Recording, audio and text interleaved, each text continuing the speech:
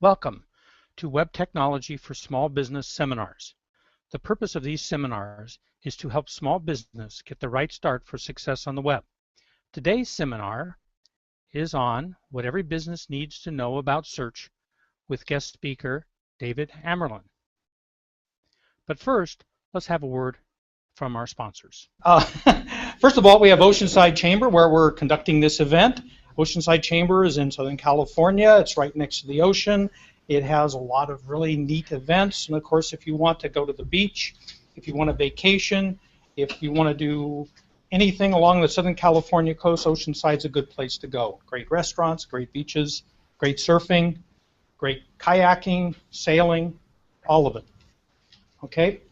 Then we have Sonic Spider LLC with the Right Start website .com and Sonic Web Tech. And the two of us are basically the Right Start website team, along with several other people, which we're going to show you next. Our technical expert, also a member of our team, is Rich Pete Hanna of Creative Computer Networks, Responsive IT Solutions. And this is Rich back there with the computer controlling all of the widgets and gadgets. Okay, and now we're going to start off and a couple of details. Make sure you put your comments in the comment tracker. We'll be watching it. We'll be looking for questions toward the end, and we'll bring your questions up if you include them. We also have a live audience back here, and they will have their questions too. Raise your hand if you have a question. We will try to save them for the end a little bit, but if you really have something that's appropriate, don't hesitate. Okay, now we're going to introduce David. Well, our topic today is what every business needs to know about Google search. With estimates of 71% of purchases being decided in the search process, that makes web visibility and being found in search just a top priority for all businesses, and especially us small business people. So our topic today is very crucial, and David will be directing his remarks today specifically to us small business folks and micro business owners. If you already know David, he doesn't really need an introduction. He is very well known on Google Plus and beyond for his expertise, for his tremendous contributions of value in the business world, and he's also beloved for his willingness to engage really genuinely with other people. And that's how I first met David in the first place on Google+. For those of you that are new to David and are just meeting him for the first time, I just want to say a few things about him. David is someone who can check all the boxes. He's professionally, he's a writer, a speaker, an analyst. He has written several books. This is the one that I got to know him with, Google Semantic Search, which is the guidebook, handbook, Bible for businesses on being found on the web since Semantic Search has been instituted by Google. And most recently, he has just come out with Google Plus Hangouts for Business, which we'll talk a little bit about too before we're over. He's a thought leader and a thinker, and not just a thinker, but he gets the rest of us thinking also. And he's eminently quotable. We're going to have a few of those in here today also. And he's an educator, a communicator. He, as I mentioned in the green room, he has amazing energy and seems to require much less sleep than the rest of us. And he's, besides figuring out a way to do without sleep, he has a soft spot for cats too, which is kind of a fun thing. But most importantly, for me anyway, he's the most egalitarian and genuine and generous person that I've ever had the pleasure to meet. And so it is just a tremendous honor and pleasure to welcome him here today. So David, if you would just kind of share with us what you've been up to today, where you are, what time it is, and anything you might want to add to that introduction. Yes, certainly. Thank you very much for that awesome introduction. I don't know what to say, really. Okay, I'm in London today, and I was here because I'm the speaker. I was a speaker for on SMX London, which is the biggest search marketing expo in the UK. And I spoke on semantic search and entity marketing for professional marketers and businesses. And it's something which I've been doing a lot recently. Over the last 18 months, I've done a lot of corporate speaking on that subject. And every time it's a little bit different because the sphere moves a little bit. And certainly the challenges which each corporation and each large business faces change. And looking back on that today and reflecting a little bit in preparation for the Hangouts and Hangouts which we're having now, it occurred to me that there are a lot of touch points and a lot of similarities which large businesses have, which are also faced by individual businesses and smaller businesses. And there's a good reason for that. Now, in the past, this never used to happen. If you had a small business, you worked in a small business world. And if you're a large multinational corporation, you worked in a totally different sphere. And those two never really met. The challenges were constantly different. And you never really competed for the same customers because simply you couldn't. And what's changed today, why we're having this conversation, why I'm so excited to be here, although I'm really tired, is because essentially the world is gradually shifting. The small player, the small operator now has, for the first time ever, real equal opportunity to actually make as much of a gain customers, increase the size of their business, increase the profitability they have as a large operator with a lot deeper pockets and larger manpower. And that is an absolutely fantastic thing to do. We thought we would have that when the web first came along, and it gave us the opportunity to market to a global audience at a relatively low cost. But eventually what happened is the big operators won out. They had slicker websites, they had bigger SEO teams, they had deeper pockets to advertise online, and the smaller operators got edged out again and had smaller websites and not enough time to do anything or enough hours in a day to actually market themselves properly. Semantic search and semantic web is changing all of this. And in order for me to quantify this exactly, let's see why this is happening. Essentially, the web, which used to be, if we can think of it as silos, little boxes all sort of stacked up one against on top of the other, is now becoming transparent. And a lot of these silos are converging and becoming much bigger spaces. The reason large corporations are facing many of the same problems as you in terms of marketing is because despite their large teams and the deeper pockets they have, the audience they are chasing is moving faster than they can actually adapt. And that is creating exactly the same touch points as you. They haven't got enough money to do what they need to do in order to get the customers in. So rather than doing the traditional thing, which was let's increase our marketing budgets, let's throw more manpower, let's take out more advertising space, they're now having to restructure their marketing in order to reach the person they're actually targeting as a customer on an individual, almost one-to-one basis. Pretty much what you have to do as a small operator. What comes easy to you who has a small team to run, or perhaps it's just one individual running a very small business, becomes very difficult for a large company to do. And the reason it becomes difficult for them is because the scale they have creates intrinsic problems, which now shifts the balance of power from the large operator to the smaller one. And I know this sounds ridiculous because you're going to tell me, well, you know, I've got this 24 hours to the day and I'm already really busy running my business. And whatever you tell me right now is going to go on top of that, and I really don't want to hear it. And I understand that. I really get the challenge. But here's the thing. In a semantic web, you've been given an opportunity. You've been given the opportunity to actually find your audience, work better, work sustainably, and actually increase your business. And the challenge is to grasp that, go into the extra effort required initially, because as time goes on, I will show you and you will see how it actually gets better instead of harder, and actually get somewhere.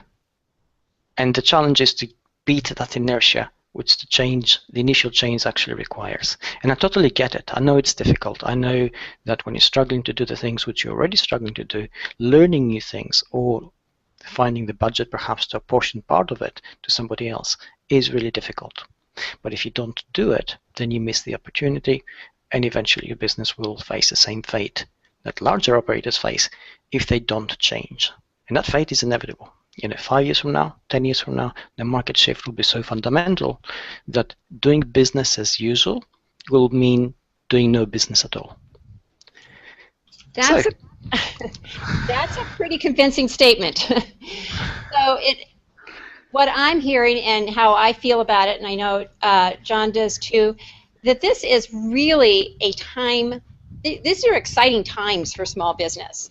The changes that have come about in search have created some opportunities that are really historic. And you've touched upon that just a little bit, but would you talk a little bit more, go into a little more specific detail of how small business can take advantage of those opportunities? Yeah, definitely.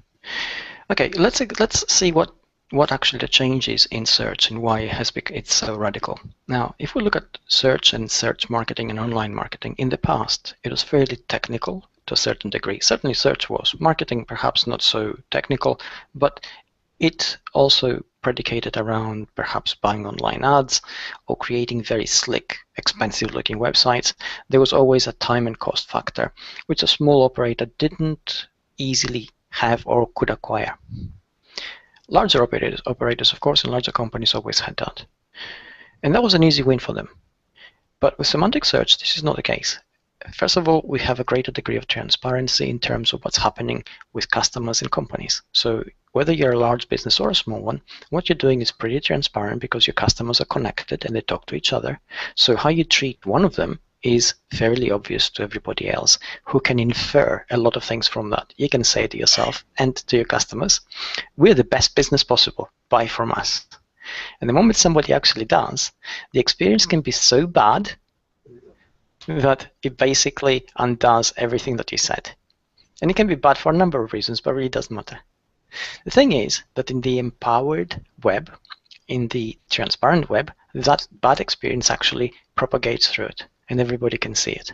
So basically, unless you're able to tick all the boxes, you're not able to sustain the marketing that you have. Now, that transparency is a challenge. It's a real challenge. And the question comes down now, or rather the transition is from a technical point of view of what you used to have to do, to actually marketing at a very human level. So there's a strong element of humanization, and this was actually one of the trends which I noticed today in many of the speeches that took place at SMX. There's a strong element of humanization of marketing and business. And by humanization, I mean that essentially you're beginning to create the human approach, the human touch points, which allow your potential audience, first of all, to discover you, secondly, to discover exactly who you are, what your values are, what your shared values are, what your vision is, and where the overlap happens between them, meaning your customers, your potential customers, and you. The moment you get that overlap, what you have is essentially a connection point through which you can influence somebody's purchasing decision, which means that then you actually have the ability to win greater market share. And the transition is going from hard SEO, hard technical things, to soft ones like trust. And if we talk about trust, which is a very human emotion, usually unquantifiable, very difficult to actually see at times, but trust itself can actually be created through 4 distinct steps. And they are contact, perception, assessment, and connection. And if we think at contact is any kind of point, whether it's your content or your website or your emails or your response to a query or your tweets or your shared content on social media networks, which allows somebody to find you. Now, when they find you, they have a certain perception of you. That perception can be premeditated because they expect to see something, or it can be completely neutral because they don't know you. Depending on how you have actually created the content and what your intent is, then you guide that perception. And if the perception is a positive one, it leads to the next step, which is assessment. And if the assessment is also positive, then you have connection. The moment you have connection, basically somebody has given you their attention, which means they're willing to listen to you, which means then they're willing to trust you to a certain extent. And they usually go to the next step. In a commercial transaction, it means that they're willing now to take the relatively small risk of actually giving you money in order to receive a service or a product, which is what the whole thing is about. This equation, which I just described, doesn't change whether you have one person managing a business from home, or, as in many cases which I see, 30 to 40,000 people working across different countries trying to do different things for one large company. So you can see that for a small operator, the challenge is perhaps easier to solve because it is easier to understand their audience, and they don't have the conflict of many individuals trying to communicate behind the scenes and create a coherent message. For a large company, they have that hurdle to actually overcome. Translate that into a current situation, and you can see that from your point of view, you actually have an opportunity, you have a golden opportunity. Because right now, everybody's on square one. Whether you're big or whether you're small, you're really struggling in the same sphere. I haven't seen a single large corporation, with no exception, that has yet to get off that square one. And those who are smaller ones, small operators, can actually move a lot faster because you have agility on your side. If you move further ahead, it means that basically you have the opportunity to establish yourselves as real players because you establish trust. And trust, which is a human thing, is also computable these days through search. So if you have customers or clients who are regular customers, they buy into what you do and how you do it. They talk about you in the social media networks. They come to your website frequently. They give you a good click-through rate every time they see your content. That is visible to search. So suddenly we take the human connection, which is somebody trusting you, and that appears now to become a signal that search actually recognizes. And if we say that your website is, I don't know, let's call it XYZ, and it comes up again and again and people react to it, then that begins to become a ranking factor, and that website begins to appear in many more searches in relative search queries or related search queries, which means that suddenly you get more visibility, you get more successful, and all you've done is really connect with your audience. All you've done is basically work not for search engines, not for code, but for people. But that now has a feedback loop directly into search, which is designed to give us that kind of content. It's designed to analyze and reward, if you like, the kind of qualitative approach to doing business. That is just amazing. And wouldn't another advantage be for small business? You have talked about the humanizing factor, and for a small business, pretty easy to put a personal face on your business as opposed to a larger company, wouldn't you say?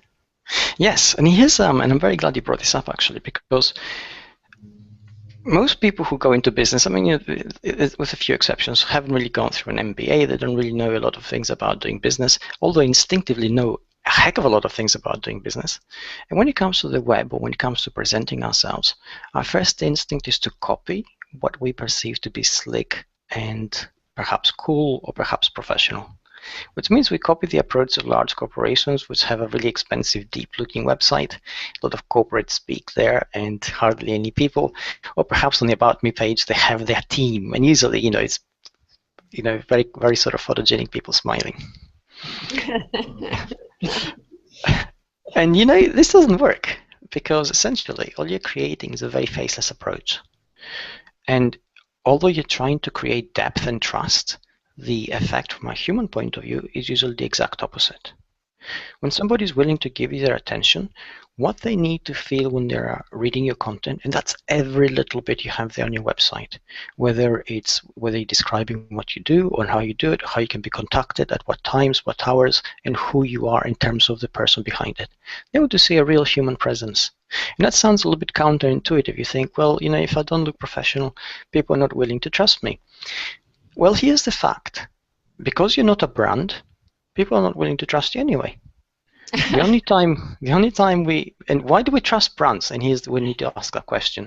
Not because they're brands and have fancy logos, but because a brand has invested a lot of money into the building up of their brand image and the brand equity.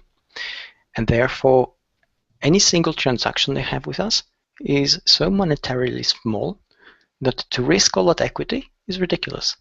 And that's why we trust them, because we think You know, if I buy a pair of Timberland shoes from Timberland, and they don't send them, but they take my money, well, you know, how much have I given them? $100? $150?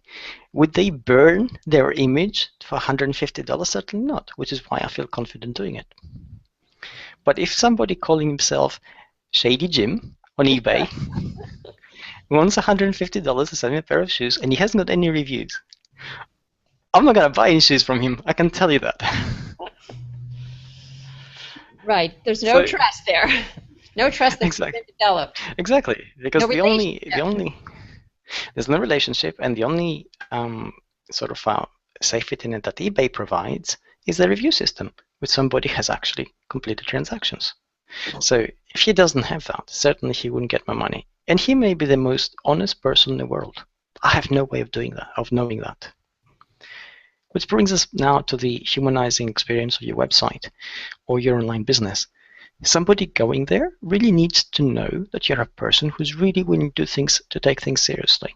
And the only way you're going to convince them is by appearing as a human person. And, you know, this sounds very easy. You think, okay, I don't need to be tremendously professional, so I can say things in a more ordinary way. And the answer here is yes, you can. But this is not the same as saying, if I'm sloppy, it's okay. Because it's not. People want to know what drives you. They want to know what you're passionate about, really passionate about. And you need to think very carefully about how you're going to convey that. You need to think, you know, you're in business for a very specific reason. And obviously one of the reasons is to make money and make a living. But that's why we all work, right? So that is not really the reason. The real reason is because you want to achieve something. Whether it's you want to sort of revolutionize.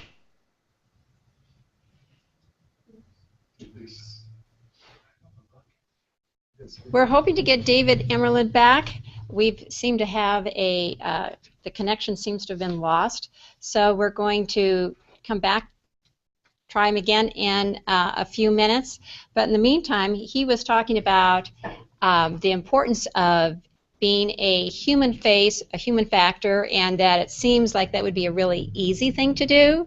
But to be your authentic self is actually takes a lot of forethought. You want to present your best authentic self, and you also need to have a sense, and I think David touched on this earlier, of your business identity and who you are and what your values are as a business and what you want to project to your target audience. So the way you do that is through your content as well as through your connections, your social connections, both online and off. And it takes some time to find your voice, to see how you want to project yourself as your company to your audience. So the opportunities, though, for small business are unique. And one other aspect that was not mentioned yet, I don't believe, though David might have touched on it earlier, is the low entry point as far as competing for marketing with small and large businesses, because it is now virtually cost-free since social media is no longer, or is now the main means of marketing. So this is just a recap of some of those opportunities for you. Go ahead, John. First of all, you know, because of the agility of small business, you are in a better position to respond to your customers. For example, I bought one of those sports cameras. You've probably seen them. GoPro is one of them. Contour is another. Contour went out of business last year and just came back. And I had bought a Contour because I thought, wow, that's neat. It's a better profile than the GoPro, which looks like this little thing growing off the top of your head if you were wearing it on your head.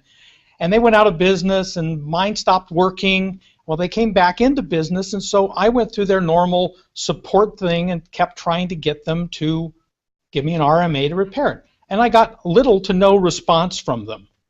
Well, I finally got frustrated, and I went onto their Facebook page, and I posted a message. Hey, what's the deal? I'm trying to contact you. And man, they turned on a dime. They were right. As a matter of fact, I'm expecting my camera to be there when I get home today. They had told me they shipped it, you know, and you know, expedite or whatever it is, the fastest, and they were going to get it to me real fast. And of course, and they posted what they were doing on Facebook too to make sure everybody was seeing that they were really trying to get to me. So this is what's happening, is people are expecting that kind of response, and when you put it out in front of everybody, you get the response. And no matter what the size of the company is, that's the way you're going to get them to move the ball, is by getting it out into public. Imagine doing that 10 years ago. Nothing. You would just be pounding your head against the wall, and they would just be ignoring you because it wasn't out there. So that's, you as a small business can take advantage of that, because now you're a person and you can build that trust just like anybody else. Therefore, the playing field is level, and the size of your business doesn't matter, because people are people. And you have the advantage because you are a person and you can relate to those people much easier. Your marketing, from this point of view, is essentially free, except for your time. That's the costly part. Obviously, you're saying, oh yeah, that's the biggest costly part for a small business.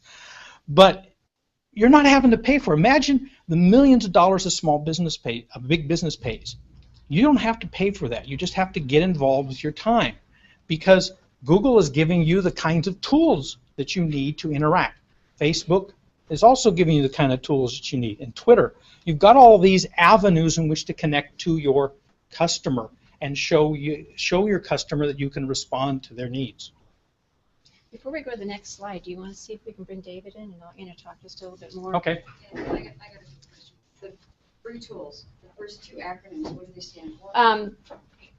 HVC stands for Hangout Video Chat, and that is more for the private Hangout, either with clients or within your company.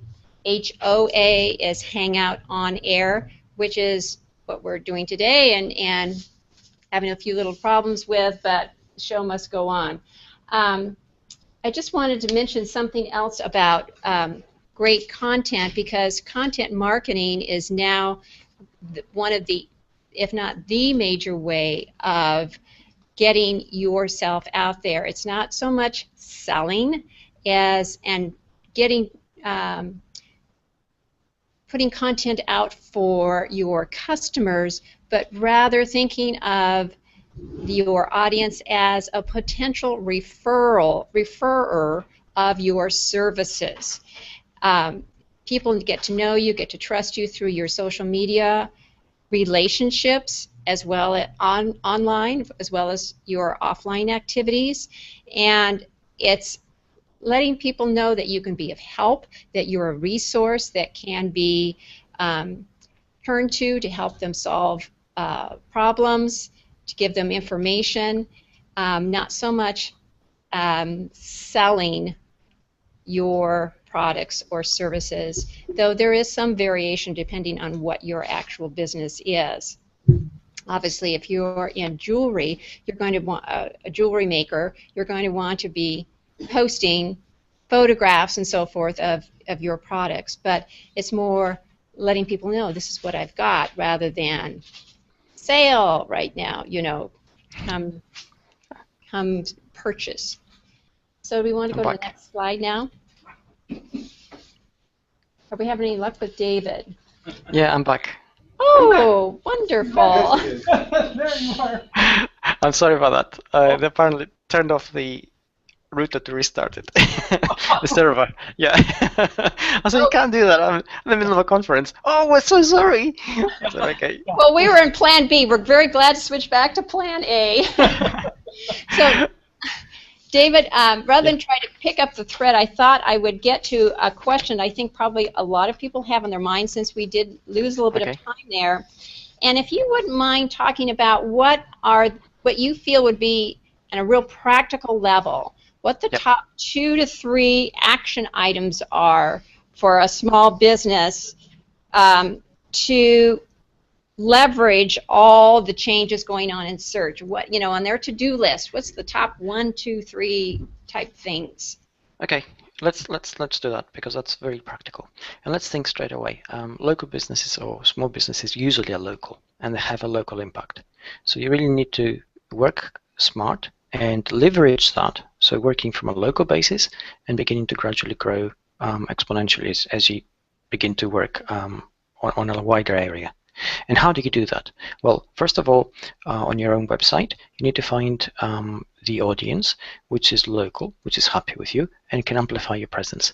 Whether it's people writing reviews for your products, or people who mention you in their own websites or blogs if they have that, or people who mention you in their local and then social network to their friends. Now, all these things, all that activity, all those citations, all those mentions, all those people saying something good about you, and you have to work to encourage them. It's not going to happen if you say, well, I'm going to be really good at what I do and I'll serve my customers, because no, it's not going to work that way. You actually need to work strategically to find ways to get them involved, to find ways to make them more aware of what you expect from them in terms of that. If they're really happy with you, they need to tell their friends. Encourage them to tell me to do that.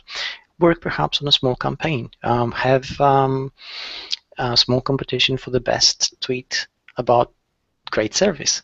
You know, you need to work creatively in order to encourage that. And the moment you do that, you'll find that essentially you begin to get a sense of how that works on a relatively small scale online. And once you get a sense of that, you begin to find your voice, you begin to hit your stride, and then you begin to gradually expand. So work with the direct customers you have now. Find the human touch points. Find the things which really excite them about your business. Find the things which really excite them about doing business with you, because that'll help you amplify that. Find why they're your customers. Do you really know? And I suspect a lot of the times you don't. So these are the things which you need to work with. Your customers, your existing customers, are your best allies. And the moment you understand clearly who they are and why they come to you, then begin to work to showcase that in everything you do. Because, again, I'm willing to bet that a lot of people come to you if you're online and they do business through your website, but not for the things which you think they do. And that needs to change.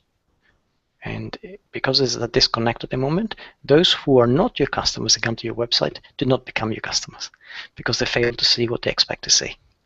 So these are the things which you need to address immediately or as soon as possible. And there's no cost to this, usually, apart from a relatively small amount of time and a heck of a lot of thinking time. So these are the things which you need to put together. I liked what you said there. It takes some... we were talking a little bit about this when we were in Plan B. That it does take some time to find your voice, to really know your identity, your identity as a business, and how to communicate that, and also, as you were saying, to really find out who your customers are and what their problems are and what their concerns are. Yeah. What would you? I was going to say, I will just add one small thing to this. If you're working completely offline, suppose you're at a small shop, you'll be doing all these things instinctively. The people who come in the morning to buy whatever you had to buy, then you'd have a chat or a sort of pattern you'd have to connect with them, which would actually allow you to find the touch points. You'd know who they are, you'd know why they come in the morning, you know what they usually buy. You would know these things. Instinctively offline, we do them anyway, because we're hardwired that way. So we integrate social pretty much in every aspect of everything we do. Going online, we don't do that. Yeah. And now we'll have to. Yeah. So the online and offline worlds have pretty much come together. Yes, they're converging rapidly, and some points in certain businesses, they're virtually identical. What would you say is the biggest mistake or that small business people make, or maybe the biggest pitfall to avoid? The classic mistake that is usually made is thinking that because it's online, it can be automated. We used to think, this used to be a sales technique for websites, make money while you sleep. Web works for you. The web works for you 24/7. You don't. Well, here's the thing. If you don't work, the web won't. So essentially, it doesn't mean you have to be sleepless 24 hours, but it does mean that what you do online cannot be done automatically. It can't be done at arm's length. It can't be done through pressing a button expecting something to happen. You have to invest tremendous amount of energy and thought, not necessarily money, into making it happen. And here's one of the examples which I was talking about today at London SMX, which a lot of people aren't aware of. You know, you've got a business and you think, okay, what I need is a website. What do? You think, okay, what I need is the cheapest possible hosting. I'm going to go and get a free hosting here, or perhaps, you know, pay $1.99 for hosting and get a free website because they give me a template. And if you do that, think about it for a minute. What are you doing? You're creating a basis for your business, which a search engine sees. And what do they see? A poorly created website or poorly created hosting, which is not always very reliable. And then you expect a search engine to trust you and present your website to the online world, hoping that they'll get a great customer experience and user experience, and that your business is serious. So I know that technically you think, oh, I didn't think of that. Well, no, you didn't. And a lot of people, you know, don't feel bad about it, because a lot of people are in the same boat, including large corporations in some cases, simply because they thought, oh, well, any website will do as long as we can see it. Well, no, like not every house will do. It has to have foundations, right? So that's how you need to approach it. This is where the thinking bit needs to come in. You need to think, okay, this is what I need. I need a decent website. It doesn't have to cost thousands and thousands or even hundreds and hundreds, but it really has to do what you want it to do, which means you need to understand what it is you want. You may not need all the bells and whistles, but you need something you can rely on. You need something which will give a great end user experience. You need reliable hosting. Find out what that entails. Find out who you can trust. Read the reviews. Ask a few questions. Don't take everything on blind faith. You know, you were talking a lot there about the user experience. Give a shout out to Beth Browning. She wrote a post once and called SEO search experience. Search experience. Yes. Yeah. Optimization. That was, I'm trying to get the term there. And that seems to be a little bit about what you're talking about here too. Yeah, exactly. I mean, everything we do, absolutely everything, sends a signal somewhere. So let's think about it. I mean, if we look at John and Marilyn today, and the way they're dressed and the way they present themselves, you know, they didn't come wearing their holiday clothes, because that's not the expected thing to do. And if they had done that, even though perhaps the content of the session you just had would have been the same, your perception of them wouldn't have been, because there would have been that friction created by their appearance. So basically, they've done something because they have an intent to connect with you, and they did that, and that lowered the friction barrier, which then made everything go a lot more smoothly, and the content rolled out without any kind of barriers, and you were able to receive the message. It works exactly the same online. If you create a website which is perhaps on the foundation of it not so clearly set up, no reliable hosting, no great content, or perhaps you go the other end to the other extreme and you load it up with so many flashy bells and whistles that it takes 5 minutes to load on the average browser, well, that's it. The end user experience is going to be bad. And the thing is, search engines actually use that to go through those 4 points of contact, perception, assessment, connection. Search engine does the same thing programmatically to actually determine whether your site is a serious business, because it doesn't know. So these are the things which you also need to take into account. That's terrific. And to come back to something we were talking about earlier, which is that marketing on social media is free, and that makes it a level playing field for, or at least a lot closer to being level for small and larger businesses. But could you talk a little bit about specifically where people should get started on social media? And I know there's a lot of talk, at least in this room, about the role of Google Plus, and or a debate about the role of Google Plus. So maybe you could address that a little bit for us. Definitely. Now, if you already have a built-in social media following somewhere, perhaps Twitter, perhaps Facebook, and it's there already, you start from that because it's there and you build from it. But if you're looking also at finding the closest we're going to get to a shortcut in search, and the closest we're going to get to a shortcut in creating the kind of online identity which helps you, then you need to be on Google+. And Google Plus is no easy win, I must say, although it gives you all these benefits, because it does require time, it does require thinking, and it does require some kind of engagement from you. But if you're willing to put these three things in, and I know there's a cost. I know there's a cost to you in terms of the time and effort, and you're already doing a lot of things, and you think, well, I can't find the extra 2 hours a day required. And I'll say, well, you don't need 2 hours a day. Maybe if you can find 15 minutes, but if you can find 15 minutes every day and really engage, well, you know, by the end of the week, you have almost 90 minutes. By the end of the year, you have hundreds of hours you have actually put in there. And it's the same, exactly the same things you would do on offline. What do you do offline? Everything which you do has some kind of reputational gain, where the way you are at work, the way you behave with your family, the way you behave with your kids, the way you behave with your friends, all those things build up your identity, establish your authority, set up boundaries, create communication channels. You need to do the same thing in every social network that you actually work in. Primarily, however, this needs to be done in Google Plus, because this is the one which actually allows you to create the richness of depth that you create offline. And that's how you should do it. You should basically strategize a little bit. Find the time to do it regularly so that it's sustainable. Don't get hung up on quick results. It's always a long-term plan. And what would you, I agree 100%. And you know I love Google Plus. I think it's made for, John's chuckling. I spend a lot of time on Google Plus and not all of its business, but it is a very rich, rewarding environment. But it's ideal for content with the images that you can display along with it, with the formatting options that you have. But in addition to the content, it's perfect for building relationships of people with similar interests. And Yes.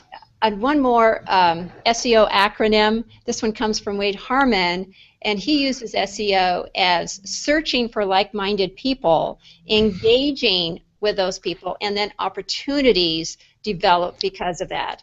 And I think that that is another aspect that, in particular, you find on Google+.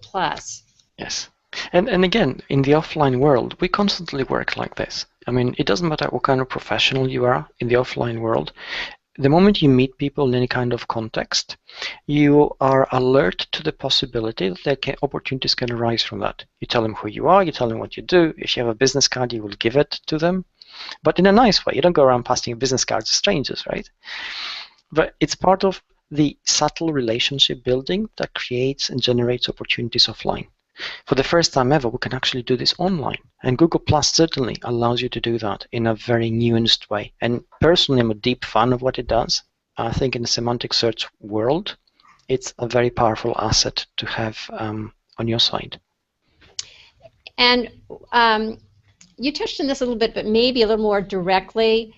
I know there are a lot of folks out there that are saying, my audience isn't on Google Plus. Mm-hmm. Can you Perfect. Yes, absolutely. And we can address that, and let's find what it is. If you, let's say you go into Google Plus, and let's say your audience may be the person just 2 doors down from your house, and they're not on Google Plus, but you're active on Google Plus, and you engage with people, and those people engage with your content, and all this is seen in search, and search basically informs a number of things which come on choices. So somebody doing personalized search, for instance, they will see things that other people have interacted with or shared with, or they'll see things that other people have plus one. So what happens in Google Plus, everything which you do amplifies your reach and allows you to create a greater social footprint, which means you capture the attention of a larger audience. So suddenly the person who's 2 houses down from you and you can't reach them, and you haven't jumped over the fence to knock on their door yet, they happen to be online in a social network circle of somebody who's actually engaged with you or has seen your content, and by association they get to see it. And they're only two doors down from you, but they have had to go through servers in Mountain View and thousands of miles away from you in order to actually see that happen. And it surfaces through search, or it surfaces through citations or mentions in a social network setting, and it's done because you're now engaged marketing on a fairly global level, but it has a very local effect. Thank you. That was perfect. Before we take any more, or we ask any more questions of David, does anybody in the room have questions that they would like to? This is like a golden opportunity. Do you want to come up? Would you want? I'll just. Okay, we'll repeat the question for you. What's your opinion on small businesses overlapping large businesses? The question Well, was. I heard that. Yeah, that's Okay. fine. The microphone's pretty good. Okay, That's good. that's a great question. I'll say that happens so incredibly rarely because you're saying, when you say overlapping, all you're saying is you're perhaps competing for perceptually the same customers, or you're competing by selling the same product or similar services. But you're not really doing it the same way. You're doing it your way. You're doing it as you, because a large business is doing it as a large business, and it has a particular identity, a particular process, and a particular way of doing things. And somebody who does business with them doesn't really want to do business with you because they're happy with their approach. Somebody who will do business with you doesn't want to do business with them because they're happy with your approach. So really, your strength is you. It is what makes you unique. And you need to establish that uniqueness because it will help you identify and find your audience and then keep them as your audience. Thank you. Great, great. She says thank You're you. welcome. And that unique selling point or unique selling proposition, which again takes a lot of self-reflection to kind of figure out what is our identity and what is it that we do differently, but that has a big part, doesn't it, in how you are able to compete with other businesses, large or small. Exactly. I mean, at the end of the day, search in the past used to be about uniqueness, and we used to think, okay, you need unique content. And yes, you do, but really what you need is unique character. And certainly the way search is working right now, it's working to present the individual nature of what it is that we do. So if you're working online, well, if you're in any kind of business today, it doesn't matter what it is, unless it is so unusual nobody knows about it, in which case you have a real struggle creating a market for yourself. But any other kind of business usually has a ready-made market, which means it also has tens of thousands or hundreds of thousands of potential competitors.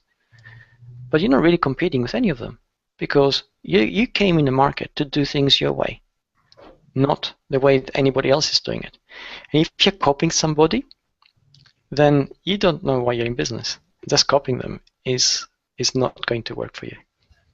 That authenticity factor in there. Mm-hmm. Okay, we have another question, and she's going to come up here and ask it. Oh, brilliant. Hi. Hi. Thank you very much for speaking today. This is good information. Good. I get a lot of, I'm Chef Marion, chefmarion.com is the blog, and I get a lot of people asking to link to me on a regular basis on all the social medias.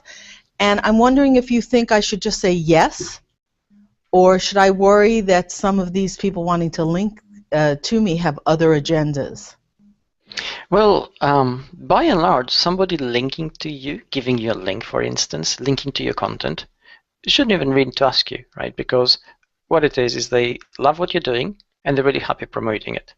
So if somebody comes to you and says, I would really like to link to you, well, I would suspect that there's a subtext there somewhere where you say, now you can link back to me. And that is, breaks Google's guidelines, for instance, and it's going to hurt you. Or they're going to say, and I'm going to link to you and it's going to cost you $50 a month. No, that's not what they're saying. They're saying, I'd like you to add me to your circles. But I don't even know this person. Why would I add them to my circle? Right. Okay, and that's the other thing. All right, somebody who does that, because that's a really spammy approach. They are buying basically, they're buying followers by linking to you. I would question that, because then that means you're getting a link, if they actually link to you, from a potentially spammy website, and that's also going to hurt your website. Okay, great. Thank you. You're more than welcome. You want to come up? I have a question. I've heard both schools of thought on having several keywords in your domain name. What is your thought? Yeah, is that having the keywords which are associated with your business, for instance? In your he was asking if you should have keywords in your domain name. Domain. Okay, domain name, right. Keywords and domain names still give you an advantage. It used to be they gave you a really strong ranking advantage. They don't do that anymore. It's simply one more ranking factor that Google takes into account.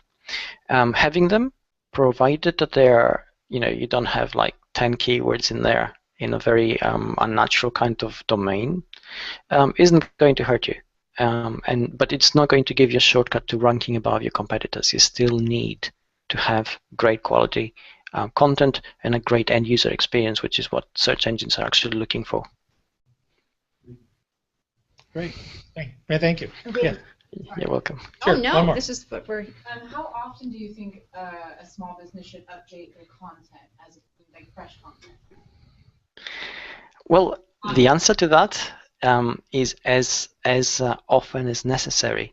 I mean, if you think, and let's think of the offline example now. If you had a shop, I would say, how often do you think you need to dust the front window? And you say, well, if it doesn't gather dust at all, maybe once a month. And I'd say, well, there you go. It's about the same as your content, if you have really good content. But if you think that you need to update things a lot more to keep them fresh, then you do that. Certainly, you need to show some kind of activity, but you don't need to go into any kind of blind panic that you need to create a routine where on Monday you need to write 500 words, and on Wednesday you need to have a picture and some kind of other kind of content, and on Friday you need to have a podcast. It's not like that anymore. Thanks. Great. I was noticing in Rand Fishkin's last Whiteboard Friday, he was talking about ways to get traffic to your blog, and he commented on this too, that again, just what you said, David, that a schedule wasn't necessary, and that the quality, if you don't have something of importance and that you can do a quality job on, then kind of wait till you do, even though you don't want to let too much time go by. But would you say that is a exactly? And here's what it is. I mean, we're all fighting now, whether you're a large business with thousands and thousands of employees and millions of dollars in your budget, or a single person, you're fighting for the same thing. You're fighting for the attention of the online user. That attention is a really valuable thing, and it's finite, and it has tremendous pressure being put upon it because there's only 24 hours a day, and consumers are exposed to a lot of content vying for their attention. So really, the moment you gain that attention, the next thing is you need to deserve it. The content you have created needs to be absolutely spot on. The end user must think, that was, whoa, well worth my 2 minutes, 3 minutes, 5 minutes, which I devoted to it. And then, when you create content again, it has to be just as good. Because here's what it is. I can come to your website and read perhaps a blog post, and I think this is really cool, and maybe I'll come on next week and read something else. And then, you post something because you feel you have to, but you don't really feel like it, and there's nothing to say. It's going to spoil the experience for me, and I won't come back. And you think this is really harsh, it's only one mistake. It is what it is. It's exactly that. And if you think about it yourselves, how many times do you go to a shop, have a great customer experience, you go one day, for whatever reason, didn't work out. The second time, you don't really go back there willingly. You think about it. And it's only been one bad experience. Yeah, another thing that might be a factor in here is how fast your business and market segment changes. In other words, if you have a market segment that has a lot of new events, then you got to kind of keep up with that a little bit in terms of events, but that might be easier because you have new events to talk about. So does that have a factor as the type of business? Yes and no. I mean, some businesses find it easy to create content because perhaps they're seasonal, there's a lot of things happening around them, or happening in the domain. But certainly, not every business is like that. And really, what you should be thinking about is how you can create the kind of content that really resonates with your visitors. And as any kind of business has a real drive behind it. So find some way to communicate that drive, even if there are no events, because you do things which people are looking for. Perhaps you're active in some area of business where there's a real need for information, and you need to find that where that gap lies and actually create a kind of information that will really help your online visitors. Great.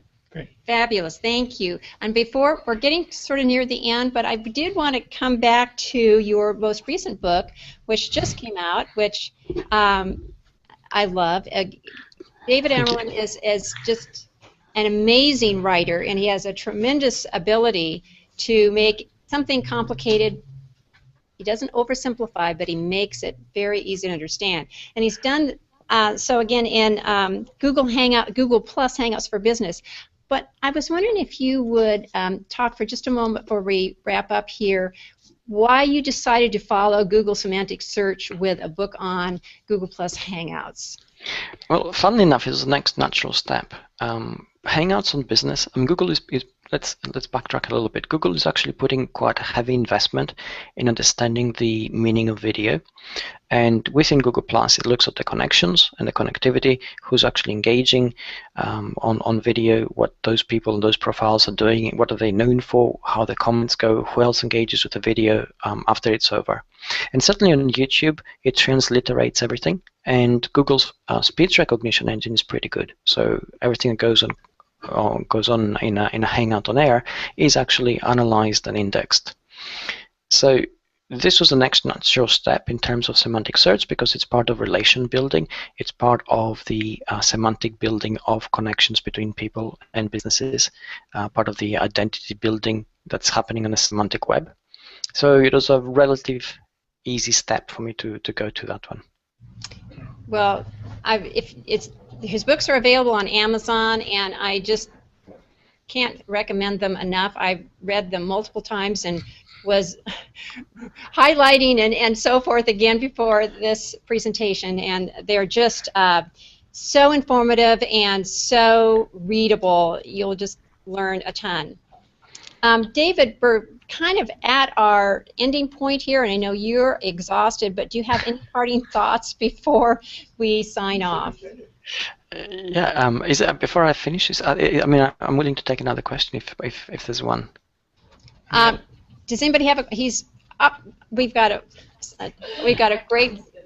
We have another one here. What do you think? Yeah, great. Like your opinion, what is the biggest trend for SEO this year?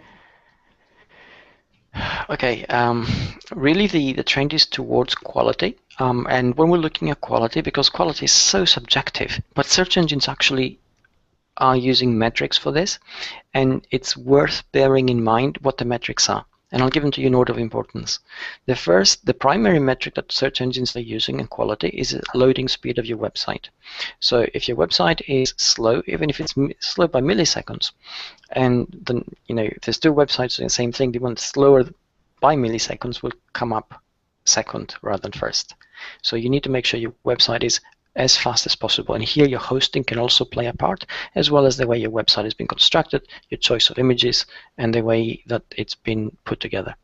The second thing they're looking at is perhaps having a mobile experience, because almost 50% of the traffic to websites these days comes from mobile devices.